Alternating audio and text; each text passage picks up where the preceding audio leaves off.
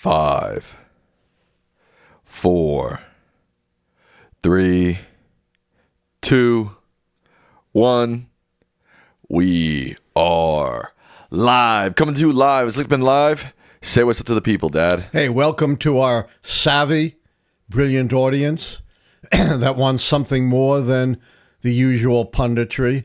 And there's a lot going on that does demand, and we plan to deliver some real historical perspective. Wow. That's what we're all here for, folks. This man right here, his opinion, his takes, his insight. Let's get into our titular headline of the evening.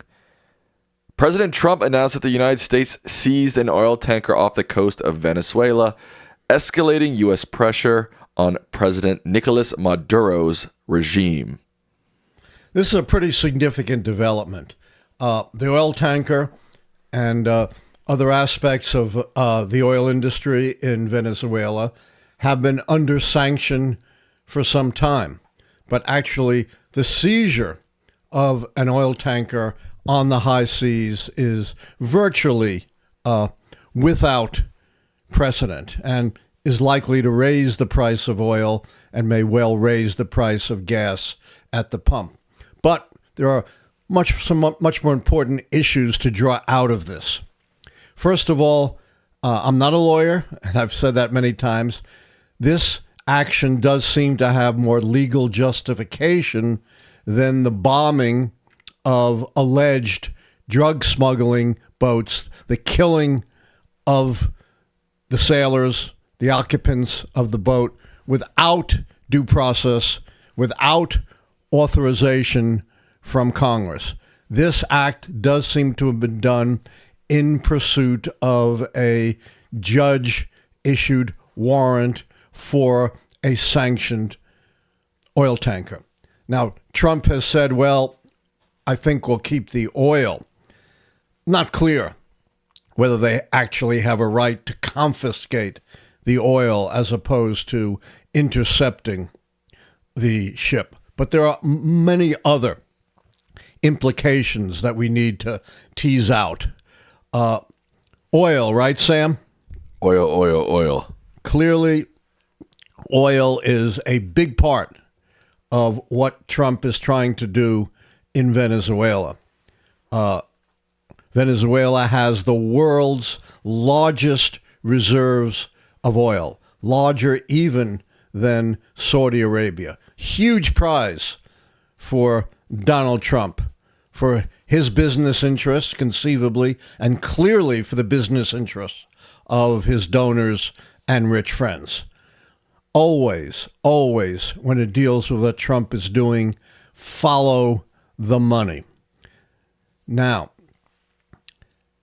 the biggest implication of this, Tell me, is this part of an effort for a militarily compelled regime change in Venezuela. Right. You know, as one Democrat said, who knows, what goes on in the mind of Trump. He changes his mind every few minutes. He talks in word salads that are almost impossible to interpret. But certainly he has hinted at his goal of regime change in Venezuela, including compelling that through attacks on the territory of Venezuela, not just on boats on the high seas. He's also amassed a major naval armada near Venezuela, along with, I think, about 15,000 U.S. troops as well. Who knows what he's doing? But a couple of very important points to make here. Make them. Number one, this is in direct contradiction. Imagine that, to what Trump promised in the campaign. No. What did he promise about foreign military ventures and attempts at regime change? They're a thing of the past. Thing of the past. Those are the great mistakes made by Democrats. And in my America First agenda, we are going to eliminate those Democratic mistakes of the past. And here he is doing something equally, or in many ways, much more aggressive than anything that was done in the previous Biden administration, directly contradicting his promises and supposedly the America First agenda that he stands for. That's why some true American firsters, like Senator Rand Paul, are very upset about what Trump is doing and do believe that this is a violation of what the MAGA movement is supposed to stand for. And a lot of leaders and followers of the MAGA movement, Sam, are very upset with Trump because they believe he is obsessed with these foreign ventures and foreign policy initiatives at the expense of dealing with the needs of the American people at home, the need for affordable health care, for a clean environment, for affordable prices, for abundant jobs. All of this seems to be going by the boards as Trump seems to be bidding for foreign conquest, or as we know, desperately seeking the Nobel Peace Prize. Instead, he got this phonied up FIFA Peace Prize. And what Peace Prize didn't he get? The Lichtman Live Peace Prize. Not going to Donald Trump. Nope. So a lot of MAGAs are really upset by what they see as a misguided focus of Donald Trump in his second term and this obsession with doing business in foreign lands, making profits, and trying to get the Nobel Peace Prize. Now, here is some critical historical perspective. Nice. If, in fact, as he's certainly indicated, although you never know with Trump, he is pressing for regime change in Venezuela. And what has been the history of American-engineered regime change in Latin America? Didn't go well. An absolute disaster. A litany of disasters.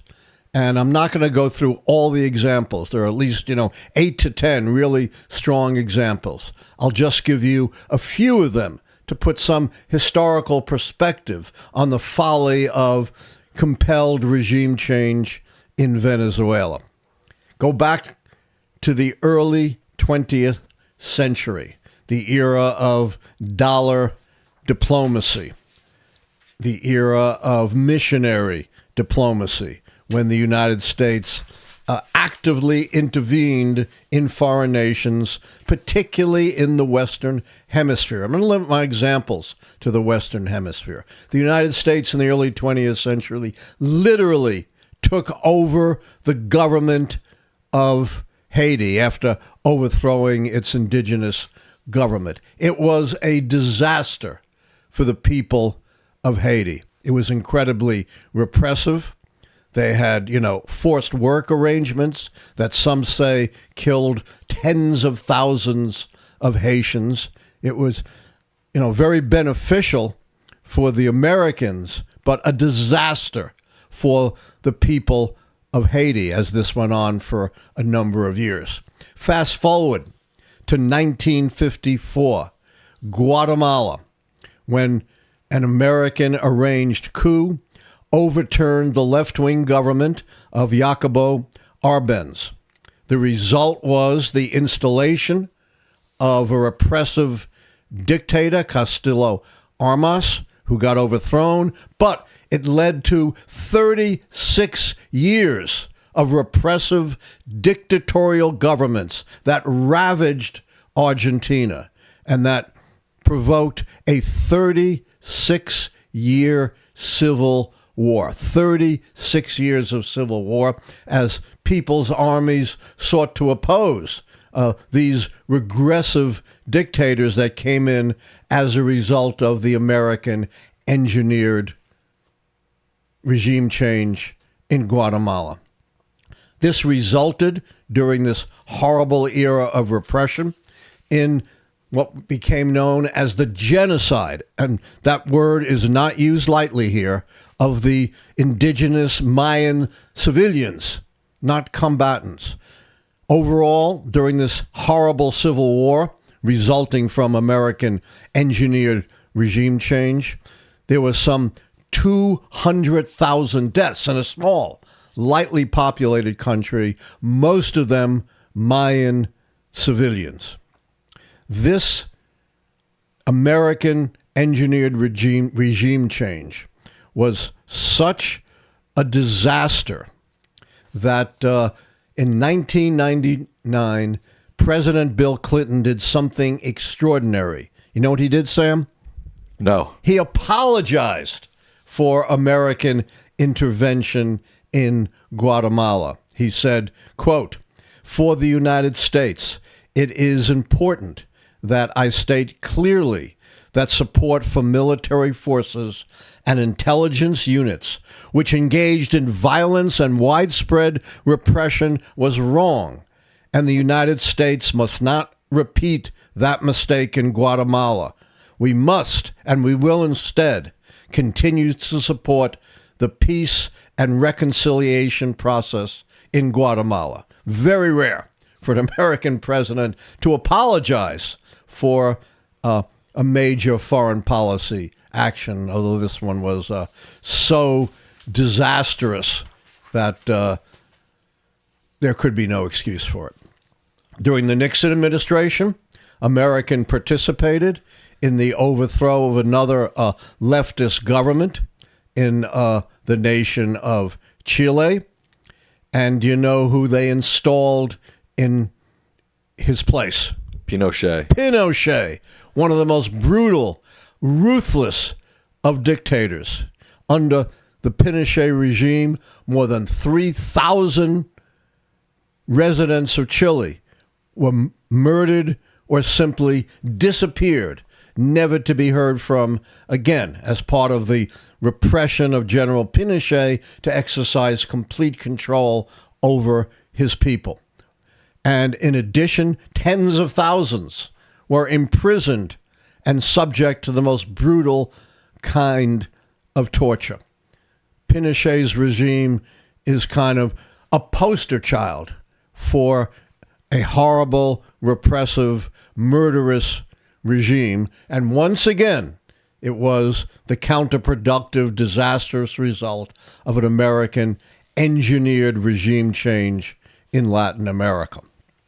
Final example that I will turn to is an attempt at regime change that failed, that in fact came to a disastrous end. You know what I'm talking about, Sam?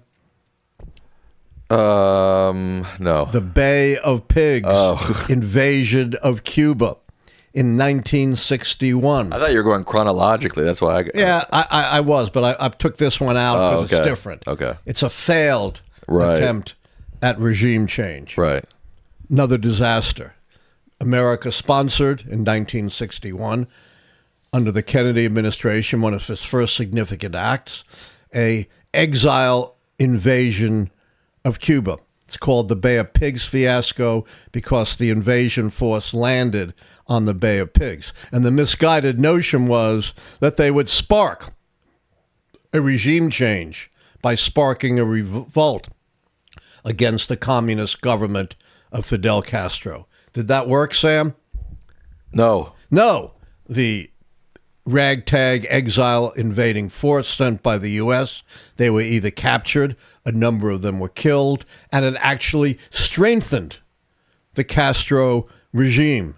And to this day, of course, Castro and his successor have maintained tight communist control over Cuba, in part as a result of the folly of the Bay of Pigs invasion. Even a subsequent CIA evaluation said this attempt at regime change was so fundamentally flawed in concept, in the idea of forcing a regime change, and in execution, that it never had any chance to succeed. Why did Kennedy do this? I searched the archives and found the answer. What? Yes, he was convinced that Castro was so tightening his control over Cuba that this was the last chance to dislodge him. The plan was already set under the Eisenhower administration. It wasn't Kennedy's plan, but he foolishly listened to these advisors and implemented it. He learned from that, Sam, that don't trust these so-called experts in the military and in covert operations. Another counterproductive result of the failed Bay of Pigs invasion was it was one of the factors leading to the Cuban Missile Crisis, to empower the Soviet Union under Premier Nikita Khrushchev to install offensive missiles in Cuba, leading to the most dangerous episode of the Cold War. But Kennedy learned something from the failed attempt for regime change in Cuba. He didn't listen to the experts, didn't listen to the generals. You know what they wanted to do? What do you think? Bomb and invade. And you know what?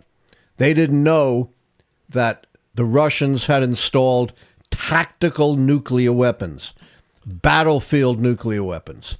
If Kennedy had listened to the generals and there had been an invasion, and very likely the Russians would have used those tactical nuclear weapons, and it could have started World War III. Instead, Kennedy didn't listen, developed his own idea for a blockade or quarantine, much less extreme than bombing and invasion, and was able to defuse the crisis. So history has warnings loud and clear that attempts at regime change in Latin America have, for the most part, sparked a litany of failures, and we only do so at our extreme peril. Let me ask you a question about Maduro and regime change. Obviously, it almost never works, right? Almost never. We've got this figure, Nicolas Maduro, right? Ruthless dictator, rigs elections, has destroyed the entire country. You've got a lot of Venezuelans who live in America who really want regime change. They want Maduro out. You've got Machado, who's the opposition leader in Venezuela. She actually escaped and recently won the Nobel Peace Prize, the peace prize that Trump wanted. She's also heavily calling for regime change in Venezuela. So how do you balance the two? How do you try to put somebody, a terrible person like Maduro, in check without falling into this pitfall of regime change? Yeah, it's a huge problem. There are terrible dictators all over the world. Sure, of course. You know, and Maduro is not the worst. Sure, but it's not about who's the worst. There are much worse dictators, and even when we've overthrown horrible dictators, I'll give you the example in Libya, right? Gaddafi. I'll give you the example in Iraq. Saddam Hussein. Has it worked? Have these been stable, democratic countries that respect human rights? No. No. They've been failed countries as a result of that. So there's got to be another way, a diplomatic way, a way of supporting the opposition to Maduro within Venezuela without attempting an American-engineered coup or military intervention. Yeah. I guess that's the dream scenario, but that also seems sort of hard to do, especially with like authoritarian leaders like Maduro. It's like, yeah, I mean, he's not going to just overturn Putin, Xi, Orban. No, I'm not saying, I'm not defending the leaders of Cuba. I'm not defending regime change. I'm just wondering if there is a middle ground, if there's another solution. And yes, diplomatic solutions would be great if possible, but the if possible is a major, well, they're not being used. Okay, I see what you're saying. You have this ham-handed, militaristic approach that Trump has taken, as opposed to trying to deal with the situation in Venezuela through diplomatic means. But come on, let's be realistic. Maduro's not just going to... We're not just going to come to Maduro through diplomatic means, and he's not just going to be like, oh, you know what? Sure. You know what? I'm stepping down. Here you go. That's not going to happen. No, of course not. But there's got to be enough pressure on him. Let's look what, it was another negative outcome. But popular movements have overturned even stronger dictators than Maduro. I'll give you the example of the Shah of Iran, one of the most powerful strongman rulers in the world, had this incredible secret police force keeping all his opposition in control. And idealists, it might not be our ideals, Islamist idealists did succeed in overturning the government of the Shah of Iran. So it can be done. We saw it in the Philippines with the overturning of dictatorship in the Philippines. It can happen. But the Shah was also installed by the U.S. government. I understand that. Okay. But my point was, he was a very powerful strongman dictator who they managed to overturn. Yeah, but it can happen. Yeah, but they overturned the Shah, but things didn't turn out very well for Iran after the Shah. Understood. But my only point there was not that I believe in the Islamic Republic, but that was a grassroots, up from the bottom movement that did overturn a strongman dictator. My only point was not to defend the aftermath, but simply to say it is possible that grassroots movements can overturn dictatorial governments. And we've seen that in other examples in parts of Latin America. Brazil, for example, very recently, getting rid of Bolsonaro. Gotcha. All right, we got to move on to our next topic of the evening. Yeah, and I agree with you, Sam. I wish there was an easy answer here. Right, of course, there's no easy answer. And, if there was, we would have found it a long time ago. There just isn't. Yeah, just to be clear, I am not for the traditional regime change tactics that the U.S. uses. Again, It's shown time and time again that it doesn't work. And I feel bad. I guess my point is I feel bad for the people of Venezuela. I have very much so. I have friends, very close friends who are from Venezuela, and their country's been destroyed, and I feel bad for them. I wish it predates Maduro. Right, of course. Chavez was, as bad or worse. Yeah, but that's the complexity of our world we live in, I guess, huh? Yep. And Donald Trump's motives aren't pure. No, I hope you weren't thinking that I was defending Donald Trump when I was asking those questions. No, of course not. Okay. Our next topic.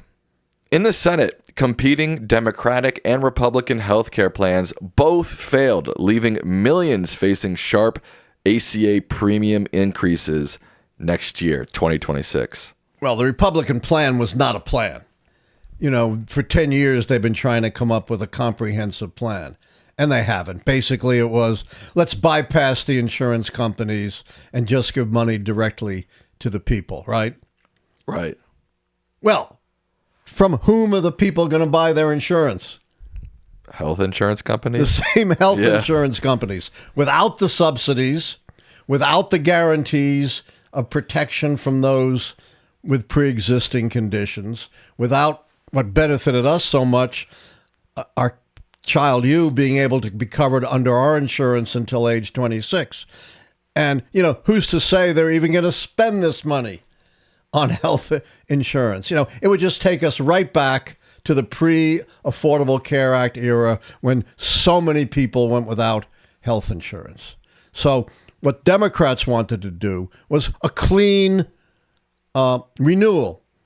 Not forever, but I think for a couple of years of the subsidies, which met the immediate need of protecting those whose premiums were going to skyrocket, tens of millions without those subsidies, and a ripple effect on the entire insurance market. And Republicans wouldn't have it because they hate the Affordable Care Act, even though it has vastly reduced the number of uninsured Americans. And while prices have gone up, they would have gone up much more without the Affordable Care Act. And after 10 years, the Republicans have no concept other than basically to go back to the pre-Affordable Care Act era with some, government subsidy support to individuals. You hear Republicans talk about Obamacare, and they're always talking about what a disaster it is. And it's just like, I don't know, my lived experience with it and knowing people who are on it, I'm on the ACA, it doesn't feel like it's this big disaster. It feels like it's kind of a necessary, at the very least, a necessary crutch for healthcare. Yeah, people have voted with their feet. Tens of millions, like yourself, have gotten insurance under Obamacare. It has substantially reduced the percentage of uninsured Americans. And when you have uninsured Americans, Sam, where do they get their health care? The emergency room. The most expensive form of health care, which raises the cost for everyone. Plus, if they are not insured, what are they going to do about preventive care? Not do anything about it. Not do it, which means you can have more sickness, more disease, more people pressuring the healthcare system, fewer people productively working.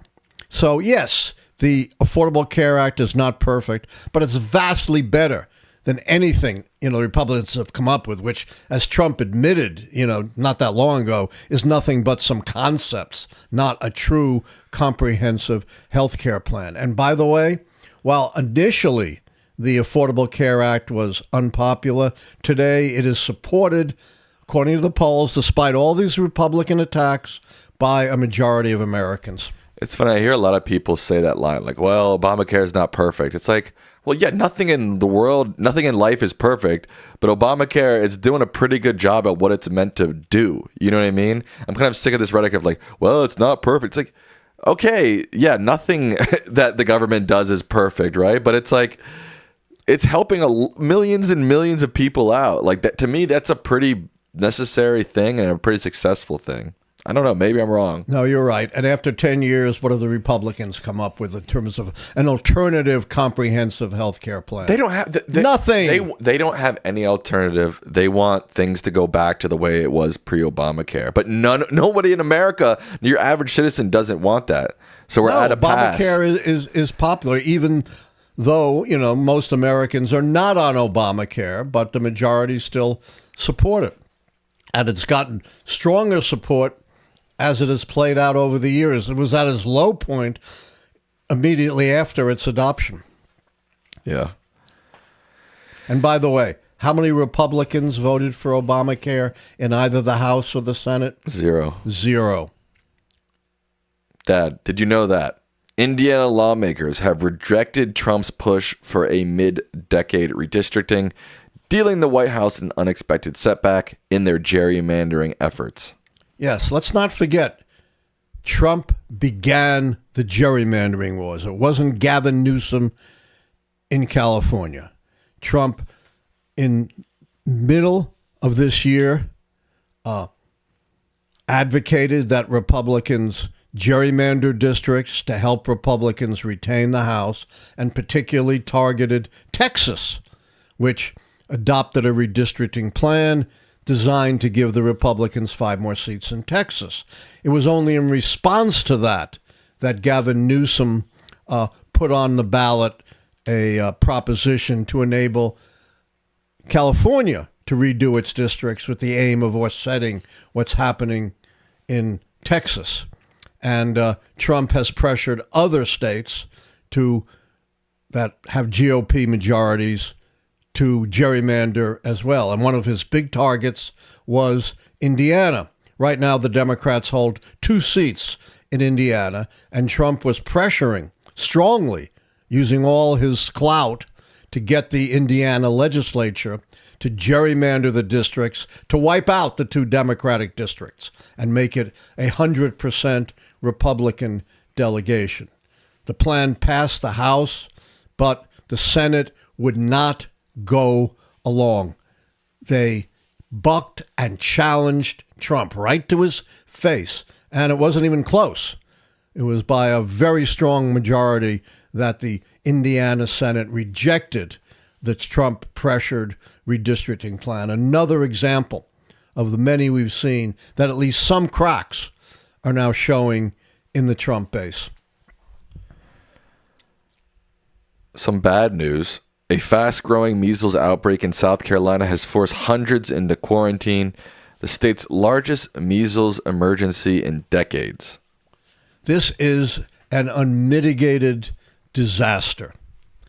Back in 2000, America was listed as essentially having eradicated measles, a very serious disease, particularly afflicting children. Essentially eradicating measles. And that held for a very long time until we have now seen in 2025, under the auspices of Donald Trump and virulent anti-vaxxer RFK Jr., new outbreaks of measles. Should never have happened in this country. And why are we seeing this outbreak? What group is leading this outbreak of measles, Sam? People who refuse to get the vaccine. The non-vaccinated. We have this new outbreak of over 100 cases in South Carolina. 95% of them are among people who are not vaccinated. And even among the remaining few, some of them only got partial vaccines. The link between the measles vaccine and preventing measles is unquestioned. It is 100% established, not just by the science, but by your own common sense. When the vaccinations went up, measles disappeared. Now that you have an anti-vaxxer heading America's healthcare programs, vaccinations are going down, measles are returning, kids needlessly are getting sick. And this is not going to be limited to measles. We've already talked about the fact that he has gone against the science and had the federal government come out against hepatitis B vaccinations for newborns, which not the quacks he's put on his advisory committees, but real scientists have said is going to mean more kids getting sick and more kids dying. This is the golden age, that Trump has promised us. It's the age of lead. Yikes, I don't want to live in the age of lead. No, you sure don't. And it's not just the threat to our health, the threats of climate change, the disastrous economy with inflation going up, jobs almost impossible to find, the corruption that we've seen within the administration, the revenge policies of Trump. He's supposed to be a populist, supposed to be for the ordinary Americans, and yet ordinary Americans can't find jobs. The prices are going up. They're being hit by climate change. Their health is being threatened. And who's benefiting from all? And they're losing pieces of their Medicaid and food stamps. Social Security is more difficult than ever. Medicare is more difficult than ever. And who's benefiting? And our pristine wilderness is Come on, get to your point. Who's benefiting? Come on. Keep coming up with all right, things. but who's benefiting? Go. And who's benefiting? Rich people. The very, very rich. And Trump admitted that. He said at one time in Mar-a-Lago to his rich friends, I'm going to make you even richer. Speaking of money, a new AP NORC poll shows that Trump's handling of the economy has hit its lowest approval rating to date, driven by concerns over inflation and affordability. This is incredible. You're incredible. At this point in administration, we've never seen numbers like this. Only 31% of U.S. adults now approve of how Trump is handling the economy. That's down from 40% just a few months ago. This is an incredible blowback from the American people, particularly since he still has majority support among Republicans, virtually no support among Democrats, and very minimal support among the critical group of independents, the swing voters who decide elections. And this is one of the explanations, not the only one, why Republicans have suffered such resounding, unexpected defeats in elections held in the off year of 2025. Just recently, as we pointed out, for the first time in 30 years, Democrats won the mayoral election in Miami, and not by 3 points, not by 5 points, not by 10 points, not by 15 points, but by 18 points. And typically, Democrats have outperformed expectations in the polls by double digits, in some cases, high double digits. And overall, reflecting this, age of lead, his overall approval rating is 36%, the lowest in history for any president at this point in his term, including Trump 1. Dad, the House advanced its annual defense bill, and lawmakers are now using it to increase pressure on the Pentagon to release video from the controversial Venezuela double-tap boat strike. More Venezuela in the news. Yeah. You know, I think we talked about before that there is a clear precedent that what they did in killing the two helpless survivors, clinging to the side of a boat that was blown up in half, clinging for nearly an hour before that second strike, posing no threat to anyone, that based on the World War II precedent, this was a clear war crime and a crime against humanity. And in that World War II precedent, the German crew of a submarine, after they sunk a British transport, a Greek ship that the British had commandeered, executed survivors who were helpless, clinging to rafts and wreckage, exactly parallel to what happened on September 7th. Not only did a British court find 5 crewmen, the commander and some of his subordinates, guilty of a war crime, they sentenced 3 of them to death. That's how serious it is to commit this crime. And the judge advocate said, there could be no question.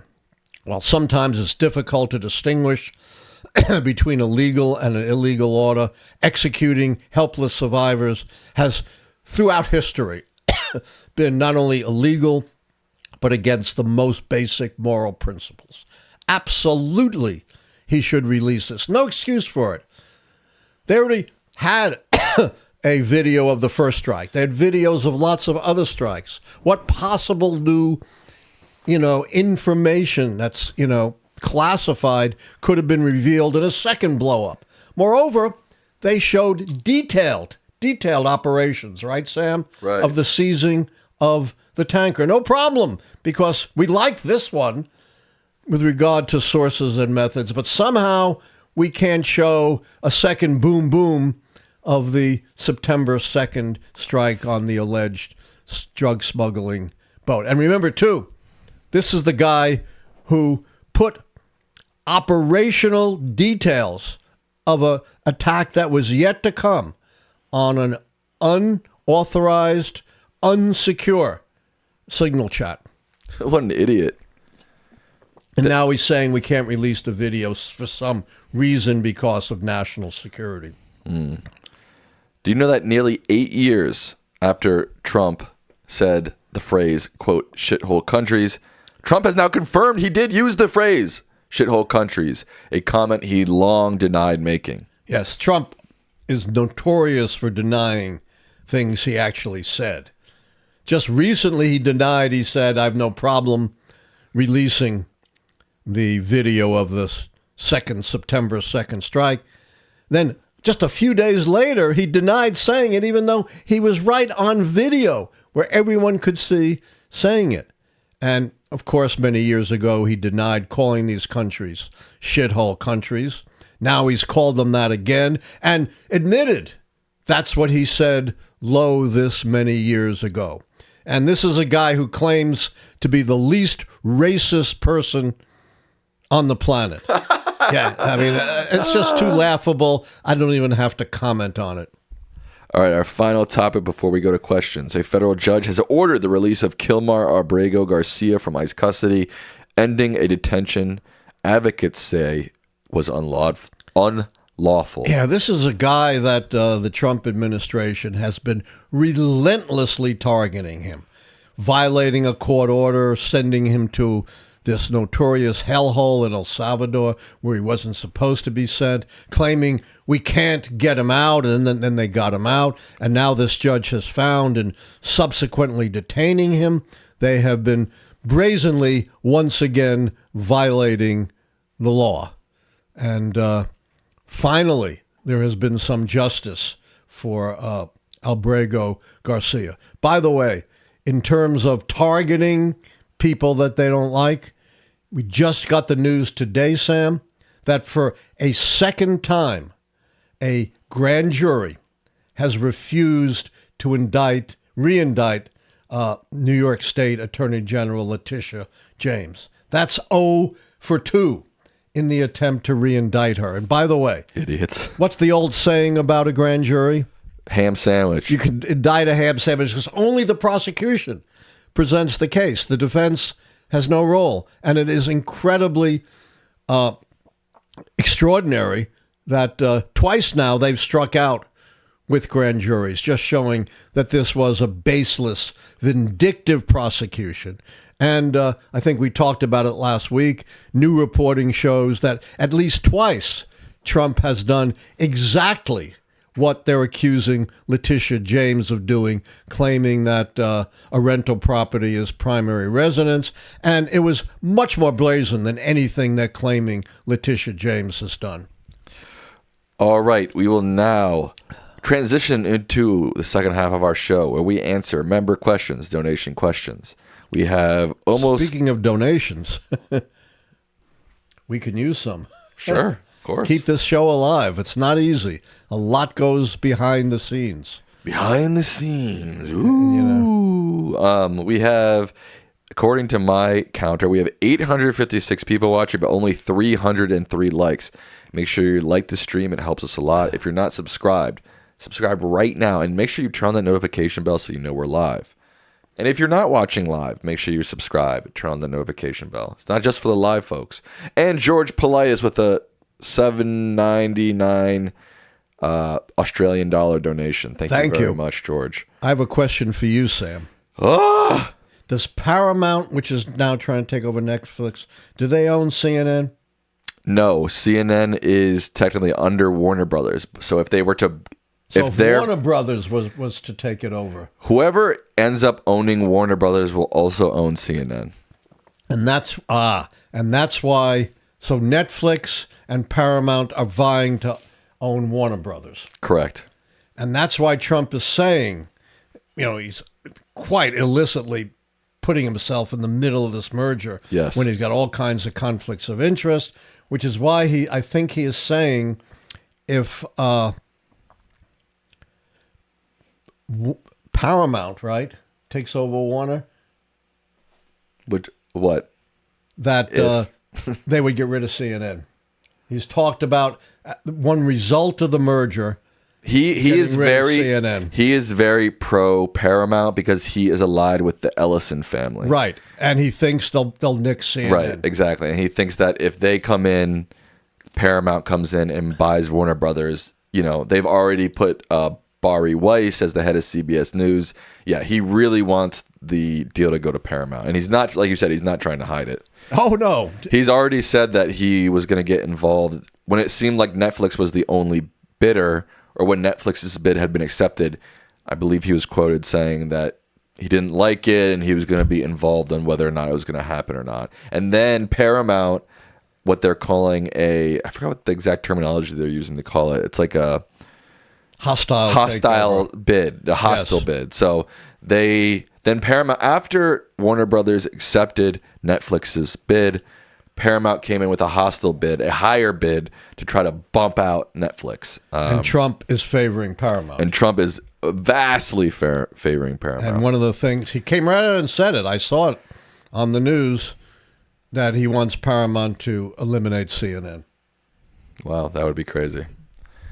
I wouldn't put it past them. No, hell no, I wouldn't put it past them. And also there is Jared Kushner and the Saudi Royal Fund is also involved in Paramount's possible purchase as well. So the conflicts of interest are immense. Immense, yes. Immense, but not surprising, are they? No, they we've said a million times. They have no shame. They're totally brash about all their follow corruption. the money. Yes. All right, our first question of the night. We haven't gone much higher in the likes. We now have 840 people watching, but only 374 people who have liked the stream. Now, this is from a member. And if you have a question, you can either donate or become a member. Maybe you want to ask consistent questions, so you become a member. Maybe you just have like one burning question a month, so you'd rather donate. Either one works. But also the show is free. Don't forget that. Right. We look at this as a public service, but it's not cheap to keep it going. All right. Our first question is from member Diane Kastner. They say, Trump apparently wants Maduro ousted. Why? We've answered that a lot of times. The money. The possibly. money, the oil, the largest oil reserves on the planet. Is he actually in a position to make this happen? I think we've answered that too. Militarily, if he wants to He can do it. do that, he can. But here's something maybe we haven't answered. Who would take Maduro's place? And does Trump have a replacement in mind? You know, I don't know who would take his place, and I'd be shocked if Trump had a credible replacement. This is one of the great disasters of regime change in Iraq. Give you some historical perspective again. When George W. Bush, Colin Powell, Dick Cheney overturned Saddam Hussein, with Cheney and Powell reversing the position they held during the early 1990s Gulf War, when they said, don't overturn the regime. As bad as Saddam is, he's holding together a country that is riven by strife between the Shiites, the Sunnis, and the Kurds. That's when Colin Powell articulated his famous pottery barn theory. You know, you break it, you own it. But this time they decided they would reverse course and they would own it. And they thought they could just parachute in anti-Saddam exiles, and they would be welcomed with open arms and form a new democratic government. It was a disaster. The Iraqi people, none of the warring factions, wanted these exiles to run their country. And the result was a vast prolongation of the war and an inability to establish a truly stable democratic nation in Iraq. Speaking of Iraq, $2 donation from Secular Monk. They say the invasion of Iraq 2003 equals invasion of Venezuela 2025. Do you agree? Yes, I just pointed out the parallels. I mean, nothing is exact in history, but the parallels are chilling. Right. The main opposition leader to Maduro is Marina Corina Machado, who the Nobel Prize winner. Right, who just escaped and won a Nobel Prize. Who knows? I mean, I don't know if who knows what Trump has in mind? You know, I can't get into his head. But the problem is, as we saw in Iraq, you can't just parachute in. Right. An exile. She's an exile now, and presume, that they'll be able to take over the government. It just doesn't work. And, in all of these examples, the overturning of the government in Iran in 1954 and the rule of the Shah, Guatemala, Argentina, Haiti, Bolivia, so many countries, it just doesn't work to try to impose a government from the outside. It's got to come, organically from the people. Yeah. A couple of nice donations that just came in. This is from Here for Today. They say, I hardly watch anything on YouTube and no mainstream media news at all, but I love Lichtman Live. Thank you. Thank you. Free Throw Guy says, twist my arm, Professor. Here's some milkshake funds. All right. Thank you. This is my point that I make all the time, that the cost of a monthly membership at $5 is less than the cost of a milkshake and much healthier. This is from Nick Valiari. They say, no question, just wanted to donate. My partner and I listen to your live streams every week. Keep up the great work. Well, thank you for listening, Nick. Thank you, and your donations help us to keep it going. Yes. This is from Robert Deas. They say, if Trump wants to start a war against Venezuela or another Latin American country, does he have an obvious motive to abuse the Aliens Enemies Act against Venezuelans or other Hispanics? That's interesting. I haven't. He's already done that, right? But he could use it as more of an excuse. Yeah, possibly. he hasn't. He's used these emergency declarations against anyone that he thinks is his enemy or doesn't agree with, and certainly against migrants, not just illegals. And yes, absolutely, he can do that. And you think the Supreme Court's going to stop him? I don't know what the Supreme Court's but not do. likely. I'm not sure what this chatter means, but they say Hernandez to get 50 million bounty on Maduro's head? Do you have any idea what they mean by that? I don't know who Hernandez even is. Well, the only Hernandez I know that has been in the news lately is the former president, right, of Guatemala, who was one of the most notorious drug traffickers of our time. Yeah, maybe that's who they're talking about. And was sentenced to 45 years in prison. And the supposed war on drugs president, Donald Trump, pardoned him along with a bunch of other notorious drug dealers. So that's the only thing I can figure. I guess they think that they freed Hernandez to try to use him against Maduro. I don't know. Maybe, that's who the very hell possible. knows? Yeah. I put nothing past Trump. Prior administration seized 2 oil tankers under a different authority. What the heck is going on with Trump's seizure of the oil tanker and him saying Maduro's days are numbered? I think we've already mostly touched on that. Yes, we have. And there have been some occasional seizures, but it's very rare.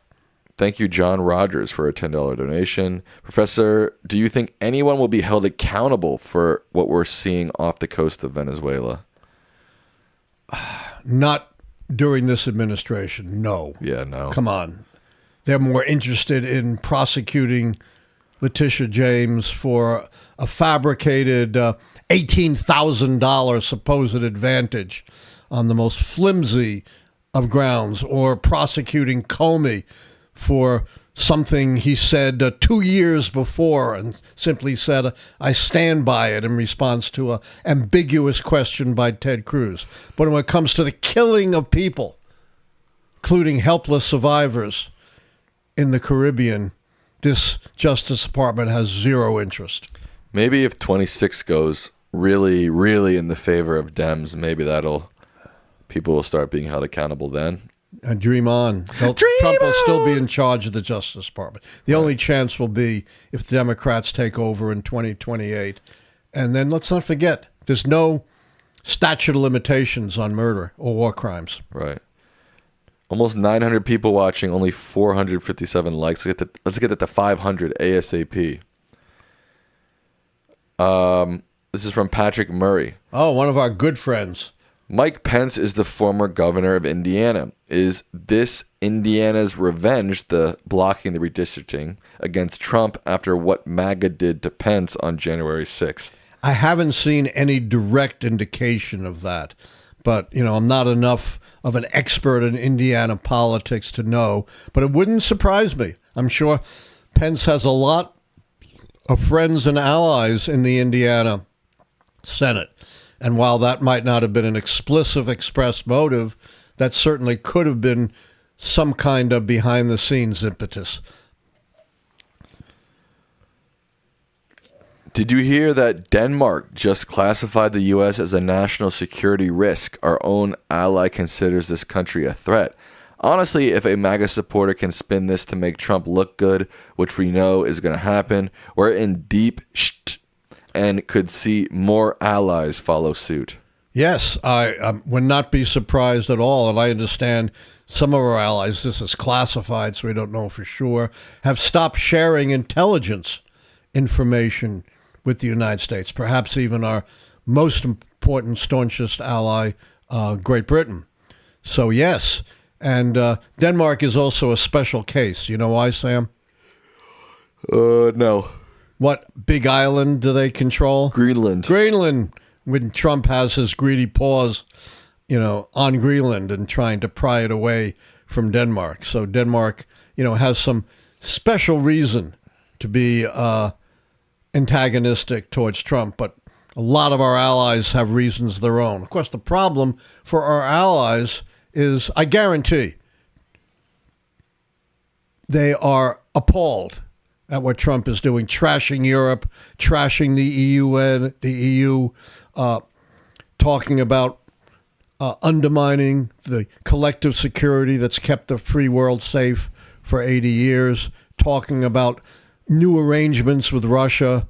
I think they're appalled, but they also need the United States. And it's very difficult to make a break. And how do you deal with Trump? There's only two ways to do it.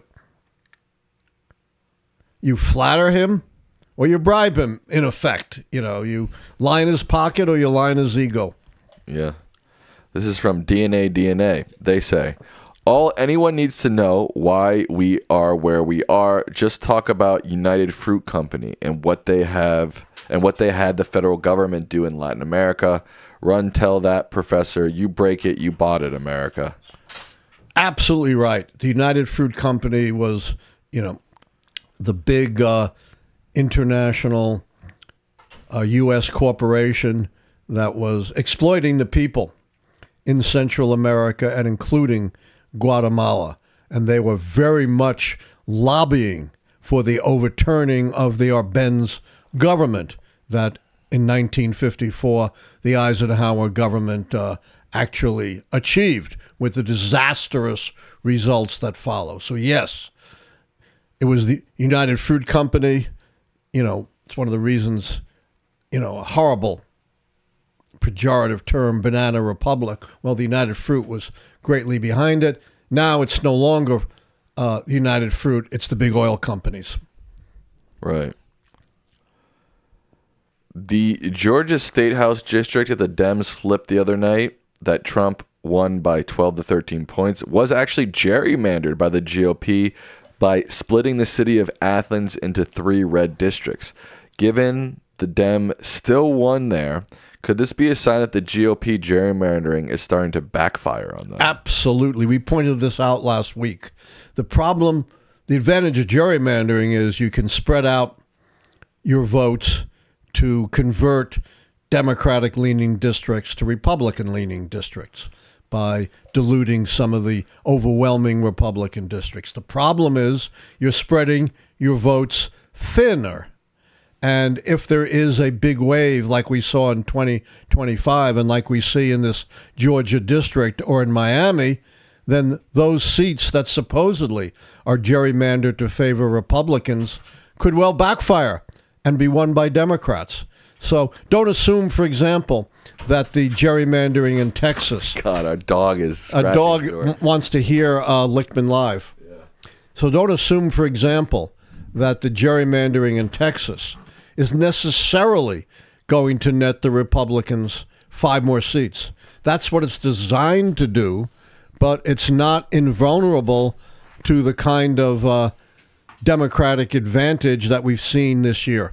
I don't know. So it's a very smart comment. I don't know if Kiko's ever been on Lichtman Live before. I think he has. He's definitely been on the post show. Oh. Here's our puppy, Kiko.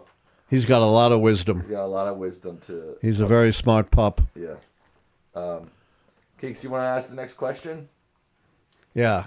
Says, you got some bacon for me? Yeah, no, he keeps licking my hand. Yeah. You have anything to say to the people? Just lick my face. I think I might have bumped his head when I picked him up. I'm sorry, Bubs. This is from OB Family. They say, do you think that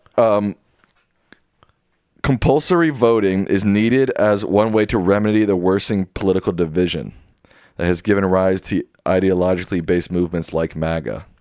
Compulsory voting here in Australia seems to be doing a good job of keeping the major parties more focused on the fundamental issues, health, education, economics, rather than ideology